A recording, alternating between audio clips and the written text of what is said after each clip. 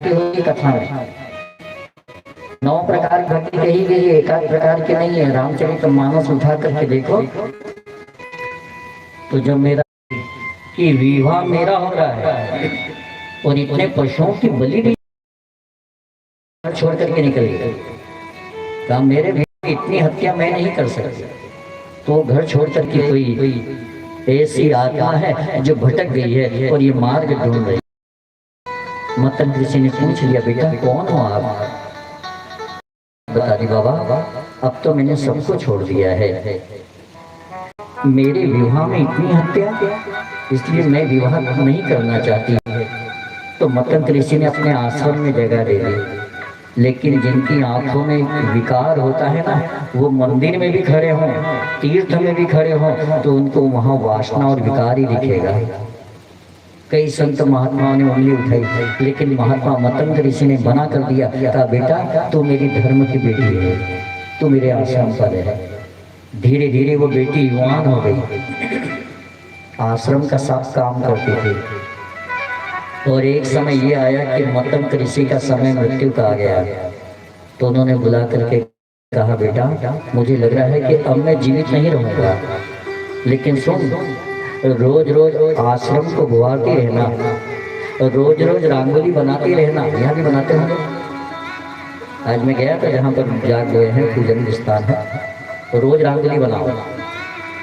जहाँ कथा होती है वहाँ पर जहाँ पूजन होता है वहाँ रंगोली बनाई जाती है, स्वास्तिक बनाए जाते हैं। कुमकुम को घोल करके स्वास्तिक और फिर उस पर कुमकुम हल्दी और एक पुष्प चढ़ाया जाता है, ताकि हमारे पितृ लोग, हमारे जो देवता लोग हैं वे, और यहाँ की तो छोड़ो, जब महाराष्ट्र की बाउंड्री पर हम कथा करने जाते हैं ब्रह्मपुर से उस तरफ, तो गांव में कथा होती है ना, तो पूरे गांव में अपने घर के सामने गाय के गोबर से लिपते हो, पूरे घर के पूरे गांव में सुंदर रंगोली बनाई जाती है कि पता नहीं किस रूप हमारे यहाँ भगवान आ जाए।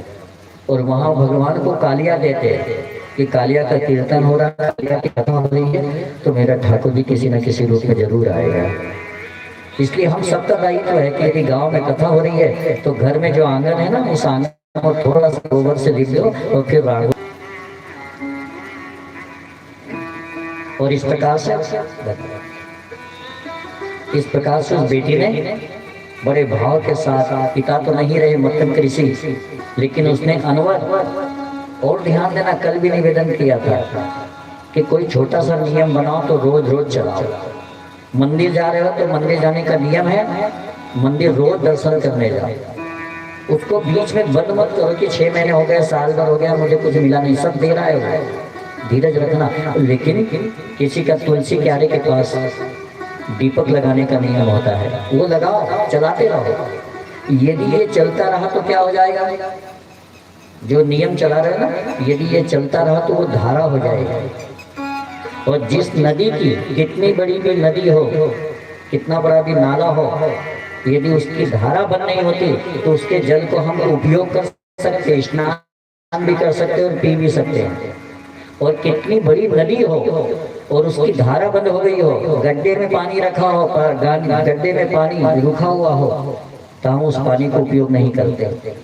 ऐसे ही जीवन में ध्यान रखना, यदि आपने नियम बना लिया है कि दर्शन करने रोज जाता हूँ, सूर्य नारायण को जल में रोज चढ़ाता हूँ, तुलसी को रोज जल चढ़ाता हूँ, दीपक अगरबत्ती लगाता हूँ, आती हुई गाय को मैं गौग्रास देता हूँ, गाय को भोजन कराता हूँ, ये छोटे छोटे नियम यदि बना लिए हैं तो इनको कभी मत तोड़ना, चलते रहे अनवरत। यदि चलते रहे तो उसका नाम हो जाएगा धारा।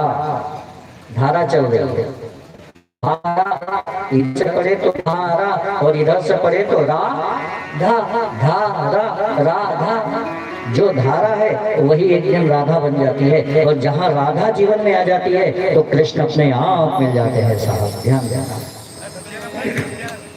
राधा भक्ति है, राधा भक्ति है, और आप और हम जीव आत्मा है, इसलिए ध्यान देना।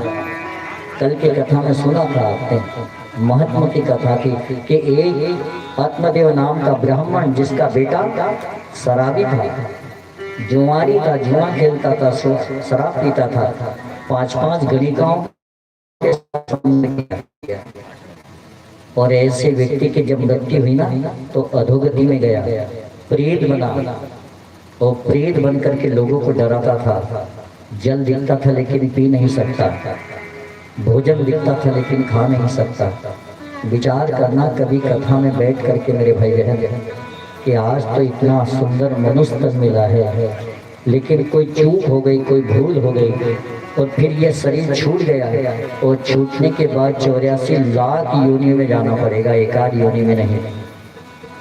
और 84 लाख योनि में चक्कर काटते काटते संतों ने कहा है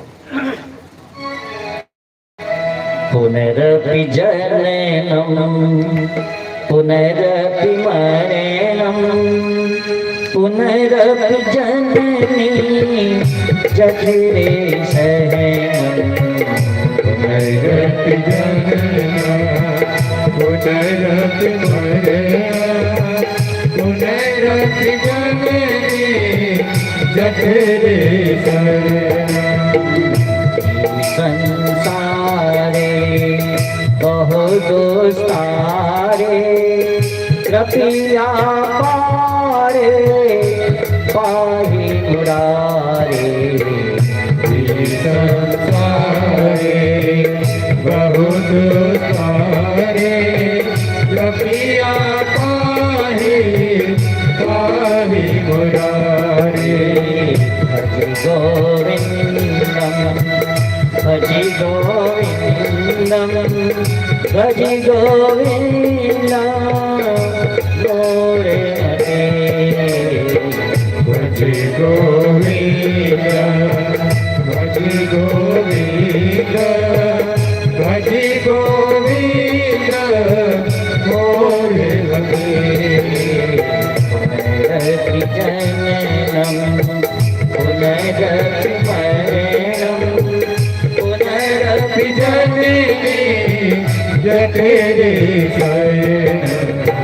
पुनरपि जनना पुनरपि मरणा पुनरपि जननी जठरे शयनम। पुनरपि जननम, कब तक जन्म लेंगे? 84 लाख योनियां है, विचार कर। और आज मनुष्य तन लेकर के बैठे हुए हैं। यदि मनुष्य तन में हमसे अच्छे काम नहीं हो पाए तो फिर दूसरे योनि में होंगे? विचार करो कथा में बैठ करके। इसलिए सुंदर मनुष्य तन आकर हम सबको मिला है। और ये मनुष्य तन मिला है तो इसलिए मिला है कि मुझे स्वर्ग मिले या ना। कई लोग कहते मैं अभी कथा प्रारंभ कर रहा था, निवेदन किया था स्वर्ग जाकर के क्या करोगे? स्वर्ग ना मैंने देखा ना आपने देखा ना हमारे पूर्वजों ने देखा है। हम तो उससे यही निवेदन करें कि हे गोविंद, यदि तेरे यहाँ इतनी व्यवस्था हो और हम काम हो तो न स्वर्ग चाहिए न वैकुंठ चाहिए। स्वर्ग मिलेगा या नहीं मिलेगा, लेकिन घर वाले तो मृत्यु हुई जला करके आए, फोटो लाए और फोटो पे लिखवा दिए स्वर्गवासी माँ स्वर्गवासी पिता। घर वालों ने तो स्वर्ग दे दिया, बलि नरक में जाएगा। एक आध पंखा दे देंगे मंदिर में और पंखे पे लिखवा देंगे कि मेरे स्वर्गीय पिताजी की स्मृति में। अब वो पंखा मंदिर में चलता है ना तो वो जितना घूमता है उतने 84 लाख में तू भी घूमता आ रहा है। हर चीज पर नाम लिखा है। कोई वैसे दान करने के लिए तैयार ही नहीं है, गुप्त दान कोई करे नहीं। विचार करना, वो पंखा घूमता है ना, अपन अपने बच्चों से बोल के जाना कि भैया मैं नहीं रहूँगा, उसको दान भी करे तो मेरा नाम मत लिखवाना। मैं वो 84 कोष की परिक्रमा नहीं करना चाहता, 84 लाख योनि में नहीं जाना चाहता। विचार करना। इसलिए परमात्मा से निवेदन करना कि हे गोविंद, यदि हमारे कोई अच्छे काम हो तो तेरी कृपा हमारे ऊपर हो तो देना। तो न मुझे स्वर्ग चाहिए, न मुझे वैकुंठ चाहिए और न मुझे किसी और योनि में देना। बनाना तो वृंदावन का वृक्ष बना देना, बनाना हो तो वृंदावन की गाय बना देना, बनाना हो तो नर्मदा गंगा का पत्थर बना देना, ताकि लोग दर्शन करने आए और मेरे ऊपर अपने चरण रख करके तेरे दरबार पर जाए। मुझे और कुछ नहीं चाहिए। और यदि तू देना ही चाहता है और मेरे कोई अच्छे काम हो तो मुझे मनुष्य तन दे देना। और जिस माँ की कोख से मैंने जन्म लिया है उसी माँ और पिता के वो जो तेज से ये शरीर देना, जिस गांव में जन्म लिया है, सुखवी गांव क्या कमजोर है? बखार जहां हमने जन्म लिया, खार हमारी जन्मभूमि वो कोई कम नहीं है। जहां जहां हमने जन्म लिया है वो जन्मभूमि है, और जन्मभूमि सबसे बड़ी होती है। ध्यान देना, यदि जन्मभूमि को छोड़ करके दूर चलेगा ना 100-200 किलोमीटर भी, तो साल 2 साल में एक बार अपनी जन्मभूमि पर जरूर आओ और जन्मभूमि को प्रणाम करो कि ये मेरी जन्मभूमि है। मेरे राम को 14 साल का वनवास हुआ था, लेकिन जब विदा हुई ना तो लक्ष्मण से कहते लखन इधर आओ। क्या कह रहे हो भैया? लखन डर रहा है कि कहीं मना ना कर दे। क्या तुम्हारी माँ ने भी कह दिया, तेरी भाभी भी चल रही है, पर मेरी एक इच्छा है कि अयोध्या की थोड़ी सी माटी को बांध ले रुमाल में, कपड़े में, और अपने साथ लेकर के चल। वो 14 साल तक मेरा राम अयोध्या से दूर रहा, लेकिन अयोध्या की माटी को अपने हृदय से लगा करके रखा। तो रोज सुबह उठता था ना तो उस माटी को प्रणाम करता था, फिर उसको पूजन करके पुष्प चढ़ाता था कि हे माटी, मैंने तेरी ऊपर ही जन्म लिया है, और आज माँ और पिता के कारण मैं वन भटक रहा हूँ, लेकिन एक दिन मुझे तू आश्रय देना, मैं तेरे ही सानिध्य में आने वाला हूँ। इसलिए जीवन में ध्यान देना, जिस माटी में हमने जन्म लिया है वो हमारी माटी जन्मभूमि है। कुछ चीजें हैं उनको पकड़ो। एक तो जन्मभूमि जहाँ है वो पकड़ करके रखो, वहां जाते आते रहो। दूसरा, अपने संस्कार, जो माता पिता ने संस्कार दिए हैं, जो हमारे वेद और पुराणों में लिखे गए हैं, इन संस्कारों को पकड़ करके रखो। इन संस्कारों से दूर मत होना। मैं व्यासपीठ पर 7 दिन में कभी आपसे ये नहीं कहूंगा कि अपने बच्चों को इंग्लिश मत पढ़ाओ, अंग्रेजी पढ़ाने मत भेजो। खूब भेजो, अच्छी स्कूलों में भेजो, हो सके तो अमेरिका भेजो, कोई मना नहीं है। लेकिन अपने बच्चों को संस्कार देना कि वो कितनी बड़ी भी स्कूल में पढ़ने के लिए जाए, वहां से आकर के प्रणाम करे तो केवल चरणों में बैठ करके, चरणों में माथा टेक करके प्रणाम करे। अब आज ये कहने के लिए रह गया है, अब कौन कर रहा है?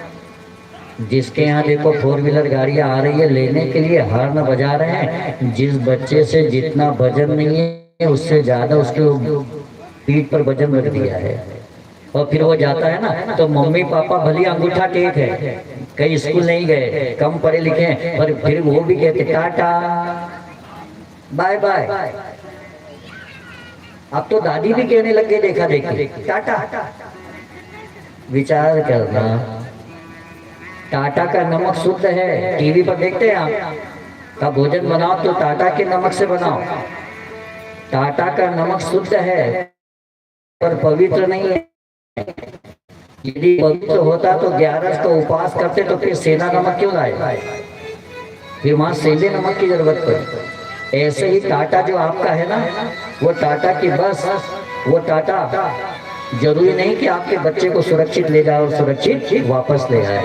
हमारे सनातन धर्म में कहा गया है कि जब घर से कोई पति, बेटा या भाई या पति कोई विदा होता है तो घर की माताएं और घर के वो जो विदा कर रहे हैं ना, वो उस समय रामचरितमानस की चौपाई गाते हैं और फिर कहते हैं, प्रविश नगरे की जे सब काजा,